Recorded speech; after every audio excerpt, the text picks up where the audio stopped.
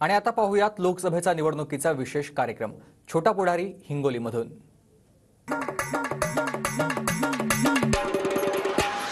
बघितलं का मित्रांनो, तुम्हाला या साऱ्या मार्केटमध्ये हळदीचे ढिगारे पाहायला मिळतील।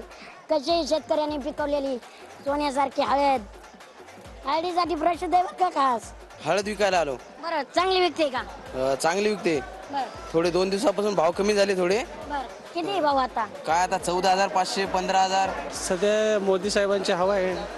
हो शेतकऱ्यांना विकास झालाय का? शेतकऱ्यांचा झाला ना, विकास झालाय ना? कुणाचा विजय होईल इकडे, पाटील की कदम? अष्टीकर हा, अष्टीकर आजचे दिन आले का? नाही। 8 दिवस झाले आम्ही तिकडे गाड्या लागता, पाणी पडायला वरून कुठे झाकून ठेवा। बरं, मालाला भाव नाही। आज बा गाव कुठलं? बर, काय हळद घेऊन आलात काय? हो कदम येतील का पाटील येतील? पाटील येतील। आता बघू कोणाला मतदान करायचं। सुज्ञ सरकार आहे, सुज्ञ लोक आहेत। बर, हळदीचे भाव चांगले आहेत का घसरले? चांगले आहेत ना? परवडत का? हो परत सरकारचे आजचे दिन आले का? पाणी नाही हो, पाणी भरून थांब पडायला 20 रुपयाची पाणी बॉटल। नाही का? मोदी तर म्हणते 400 पार हो गे, होणार का? नाही नाही? होणार। कोणी आलं तर काय शेतकऱ्याला काहीच मिळेना ना, काहीच मिळणार? काहीच मिळेना। कॉलेजची त्याची कामं झालीत का? झाले ना। झाले? हो 5 वर्षात काही कामं झालीत का तुमच्या मतदारसंघात? काय झालं नाही। काही झालं नाही? परवडत नाही ते। नाही? सोयाबीनला 4,000 भाव आहे, काय परवडणार आहे? सोयाबीनला भाव द्यायला पाहिजेत। शेतकऱ्याला काय पुरा लागला आमच्या। बर, हा 6,000 देतोय म्हणते मोदी सरकार। 6,000 काय होते? बर एका एकरी 5 पोते सोयाबीन व्हायला बर तिले खर्च किती लागला? बर, काय झालंय? काय नाही, हळद मोजणं झाले। बर, काय म्हणते राजकारण? राजकारणात खेळ चाललाय समजा, ते काय ते पळून चालले जण, आम्हीच काय सांगणार आमचं। काय वाटतं, पाटील येतील का कदम? अष्टीकराचा जोर वाटायला। आज ते करायचा सरकारनं आता यावर्षी निवडणूक घेऊन चांगलं करायला येतं, नाही ते पळवापळवी चालू आहे सरकारची सर्व। तरुणांना रोजगार नाहीये। नाहीये, खरं आहे तुमचं। आम्ही फार्मसी डिग्री करून इथं हळद विकायला आलो आमचं। बर, आम्हाला नाही तर चांगला स्कोप होता, पण आता काय 12वी पास विद्यार्थ्यांना पण तुम्ही गोळा वाटायचं सरकारनं निर्णय काढला, मग आम्ही डिग्री करून आमचा काय फायदा आहे? आपके बार 400 पार होणार? 400 बार नाही होणार। बर नाही होणार, मग? काऊन तर शेतकऱ्याची खूप अवदशा आहे। किंवा शिवभोजन 10 रुपये, त्याच्यात फुल जेवण होत नाही। बर, आणि मच्छर अर्धा किलो रोज रक्त खाते सगळे। कोणाला मतदान करणार? सध्या काय सांगू शकत नाही। म्हणजे या मतदारसंघात कोण उमेदवार आहे हेच माहित नाही? माहित आज आमचा मतदारसंघ मेख विधानसभा बर, बुलढाणा जिल्हा। बेड हा. इथं दादा 2 व्हीलर वर आहे।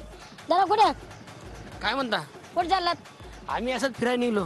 बर, काय बेरोजगार आहेत काय? नाही, प्रायव्हेट जॉब करतोय। Private job. मोदी सरकारवर खुश आहेत का? खुश आहे म्हणावं, पण नाही पण म्हणावं, दोन्ही गोष्टी आहेत। म्हणजे आहे पण आणि नाही पण, का बरं? प्रत्येक गोष्टीच्या 2 बाजू असतात, तसं आहे। मग हा, बेरोजगार दोन बाजू सांगा की। आता झालंय असं की गरीब हे गरीबच होत चाललाय, बर, आणि व्यापाराचं जास्तच हे चाललंय। बघू आता, भाऊ आता- जनतेवरच आहे सर। बर बर बर, चला काय म्हणताय?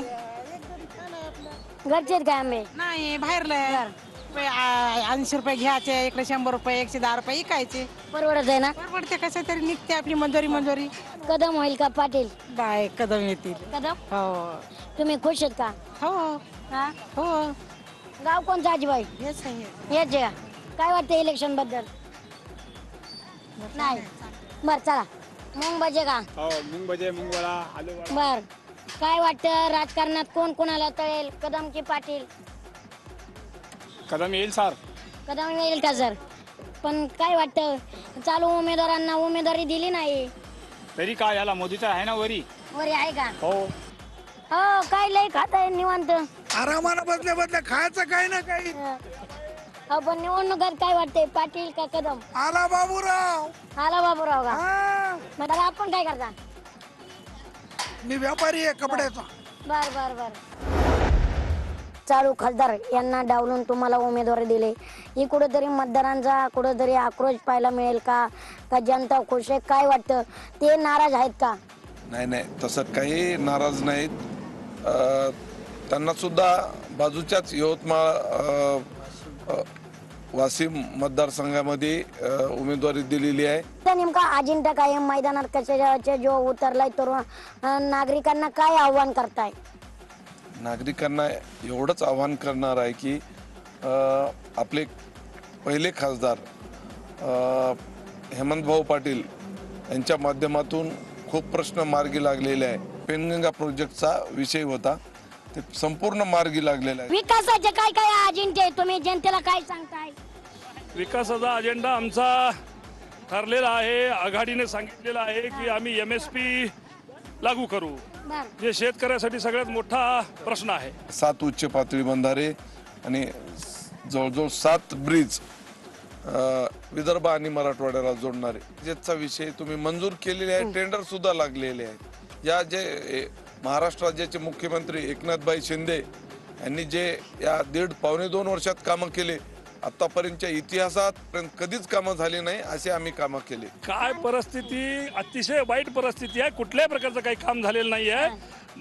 बंधू तुम्ही एक काम करा, त्या सत्ताधाऱ्याला विचारा की नेमकं तू केलंय काय 10 वर्षात. नक्की नक्की. मी काय म्हणतो, त्यांनाच विचारा की तुम्ही 10 वर्षात कोणता विकास केला.